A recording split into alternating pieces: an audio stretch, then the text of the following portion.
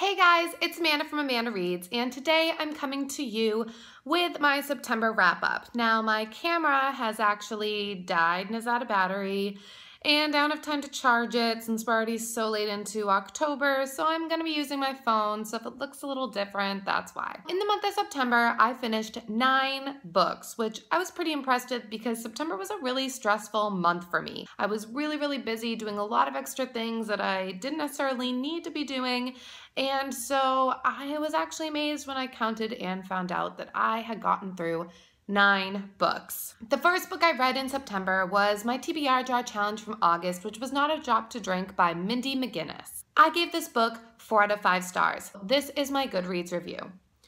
I really liked this book. I fell in love with Steps and Eli, which made me very sad for the ending. It was awesome to see the main character, Lynn, transform and evolve after her mother's passing.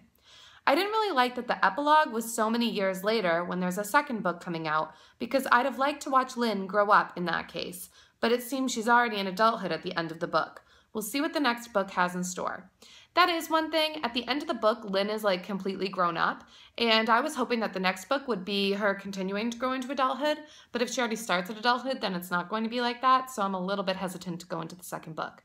I did end up giving this book 4 out of 5 stars, and I would not mind reading the second book. It's just not something that's in my near future TBR. Next, I went away the first weekend of September to Cape Cod for Memorial Day weekend, and I stayed at a house that was on a private beach. So it was a very nice end of summer setting, and that made me pick up the Summer I Turned Pretty trilogy by Jenny Han. Now, these books, I've been putting them off for a really long time just because I don't know, for some reason I put off series a lot because I don't want to get invested and then have things come up and then forget all about what I just read and then have to, I don't know, it seems kind of like a chore for me to take on a series, but luckily I had this trilogy in a bind up from Walmart, and so I was like, 1 book in my bag, it's really 3 books, so I was willing to take on the challenge. The first book is The Summer I Turned Pretty. The second book is It's Not Summer Without You, and the third book is We'll Always Have Summer. I ended up falling in love with the main character, Belly. I thought she was written really well and age appropriate and everything, and I really fell in love with her whole summer life. Like, I loved the 2 boys that she spent all her time with. I loved all of her friends. Like, oh, it was just like, I wish my summers were like that growing up. I didn't have that growing up, so I didn't get like a summer house and a regular house, so I absolutely fell in love with these books. Now, I really don't want to read my reviews for all 3 because I don't want to spoil anyone, but I'll read you my review from the first book. Completely devoured this. Quick-paced, light, and such a great summer read, immediately diving into book 2.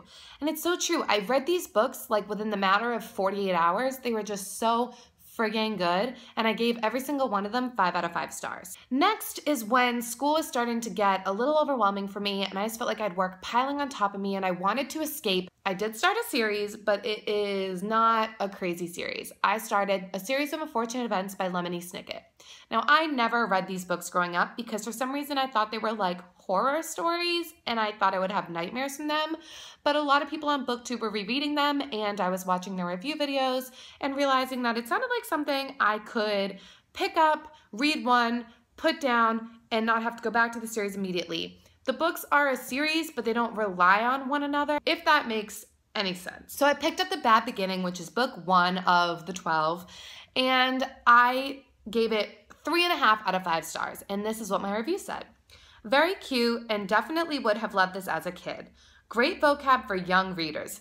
Very true. A lot of people were commenting how they were being distracted by the author defining a lot of words, where in fact, I actually felt like if my 5th graders were reading this book, they would be getting a lot of vocabulary out of it. So if you want to expose children to new, enriched vocabulary, these are definitely the way to do it. Read in less than an hour, just as a fun read, but think I'll continue with the series. This is also very true. Every book I have since read in this series, I can read in about an hour. The books are about 160 pages. At least that's how they pop up on my e-reader. I don't know if that's accurate. I've been using a reader on my Mac in order to read these. Sorry, I just had like a mini heart attack because there was someone walking up the fire escape right out my living room window, and that just terrified the crap out of me. Okay, so yeah. I don't even remember what I was saying because she just made me lose my train of thought. Great. Okay, the next book I read was book 2 in the Series of Unfortunate Events series, and that is The Reptile Room. I gave this book 3 out of 5 stars. I didn't like it as much as the first book, and I said, I didn't like how it was completely giving away what was going to happen, but it was cute. So once again, at the beginning of this story, the author was like, so-and-so is going to die.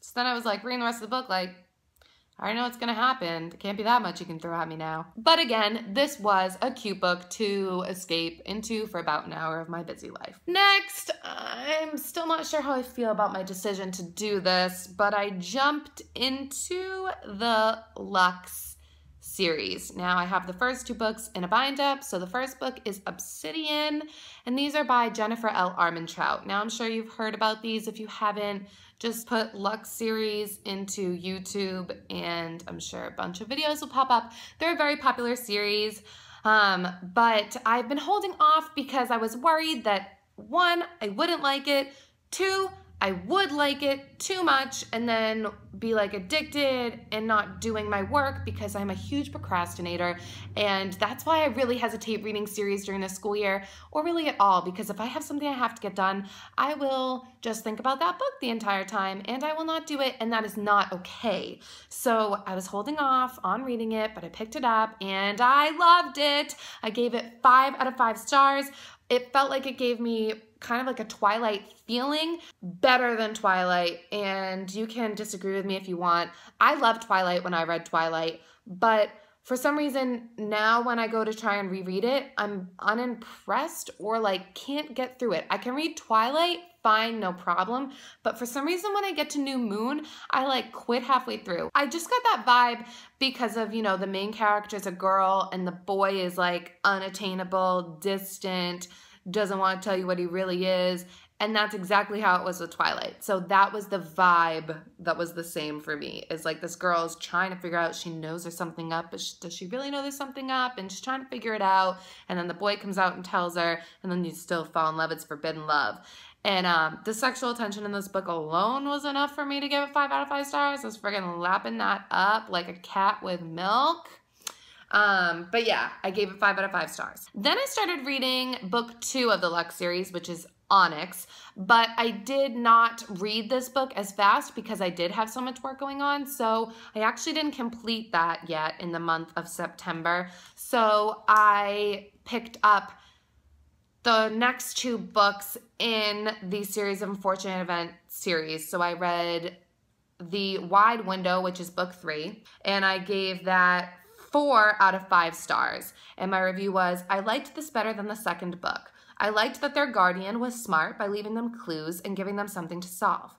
I hate how Count Olaf always just gets away. I feel like this has to be read by very young children nowadays because I don't see 10-year-olds buying into this ending.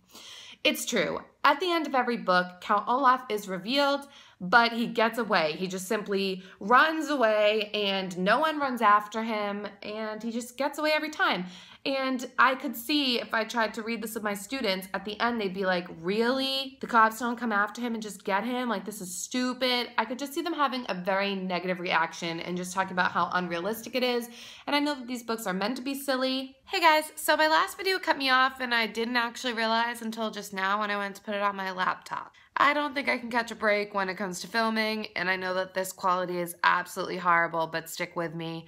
Like I said, I read The Wide Window and I gave it 4 out of 5 stars, and then the last book that I read that it cut me off was The Miserable Mill, which is the next book, the 4th book in the series of Unfortunate Events series. So I also gave that book 4 out of 5 stars. It's my favorite so far. I also thought it was one of the more realistic, as realistic as you could get since it is a pretty silly series. But yeah, I just wanted to share that with you, and I hope you're having a great reading month, and I hope that you're doing really good, and thank you for watching. I will see you soon. I have 2 books on their way, and I really hope you do an unboxing if I can hold out opening them. But thanks for watching, and I will see you soon. Bye!